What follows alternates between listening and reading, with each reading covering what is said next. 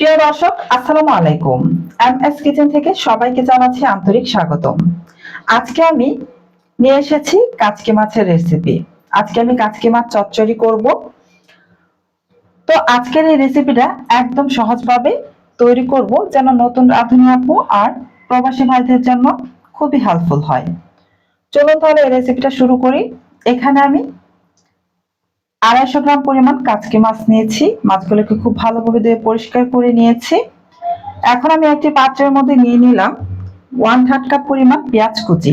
আজকে আমি শুধুমাত্র পেঁয়াজ দিয়ে এই কাচকি মাছের চচ্চড়িটা করব। প্রথমে পেঁয়াজগুলোকে হাতের সাহায্যে কচলে নিচ্ছি, যেন পেঁয়াজের পাপড়িগুলো সম্পূর্ণ আলাদা হয়ে যায়, একটা যেন আরেকটার গায়ে লেগে না থাকে, ঝরঝরে হয়ে যায়। এই তো আমি কচলে নিয়ে আলাদা করে নিয়েছি। এখন আমি এতে দিয়ে দিলাম বেশ কিছু কাঁচামরিচের ফালি। এবার দিয়ে দিব এখানে হলুদের গুঁড়া। আমি এখানে শুধুমাত্র কাঁচামরিচ দিয়ে রান্নাটা করব, তাই এখানে গুঁড়া মরিচ ব্যবহার করব না। এতে করে রান্নাটা খুব ভালো হয়। এবার দিয়ে দিলাম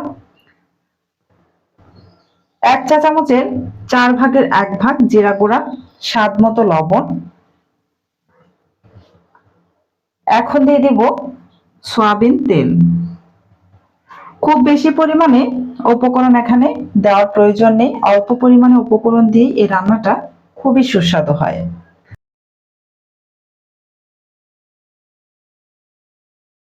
এবার হাতের সাহায্যে খুব ভালোভাবে কচলে মেখে নেব, যেন মশলা পেঁয়াজের সাথে খুব ভালোভাবে মিশে যায়। পেঁয়াজের সাথে এই মশলাটা যদি খুব ভালোভাবে কচলে মিশিয়ে নেন, তাহলে এই রান্নাটা খুবই সুন্দর হবে। তাই আমি পেঁয়াজের সাথে খুব ভালোভাবে কচলে কচলে মিশিয়ে নিচ্ছি। আপনারা দেখে নিশ্চয়ই বুঝতেই পারছেন। এই তো খুব ভালোভাবে আমি মেখে নিয়েছি।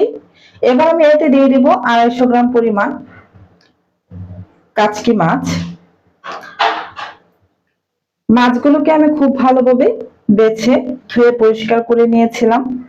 মাছগুলো দেওয়ার পর খুবই আলতো হাতে উল্টে পাল্টে একটু মিশিয়ে নিতে হবে। হাত দিয়ে খুব জোরে প্রেস করে মেখে নেবেন না, এতে করে মাছগুলো ভেঙে যেতে পারে। তাই আলতো হাতে আমি পেঁয়াজের সাথে মিশিয়ে নিচ্ছি, দেখতেই পাচ্ছেন। এ পর্যায়ে একটু হলুদের অংশটা একটু কম মনে হচ্ছে, কিন্তু রান্নার পর ঠিকঠাক হয়ে যাবে। খুব বেশি পরিমাণে মশলা এখানে ব্যবহার করার কোনো প্রয়োজন নেই। এখন হাতটাকে ধুয়ে আমি এখানে অল্প পরিমাণে পানি দিয়ে দিচ্ছি। যেহেতু কাচকি মাছ সিদ্ধ হতে খুব বেশি সময় লাগবে না, আর পেঁয়াজ সিদ্ধ হতেও বেশি সময় লাগে না, অল্প পরিমাণে তাই পানি দিয়ে আমি প্রায় 15 মিনিটের মতো রেস্টে রেখেছিলাম।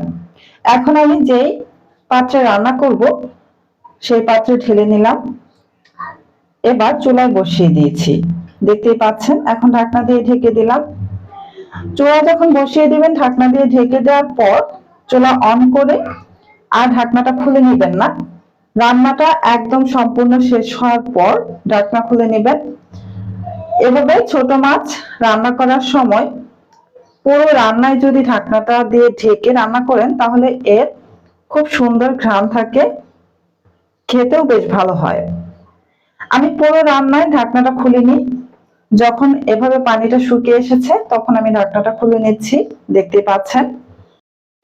কাচকি মাছের চচ্চড়ি রান্নায় একদম যেন পানি না থাকে, একদম শুকিয়ে ফেলতে হবে।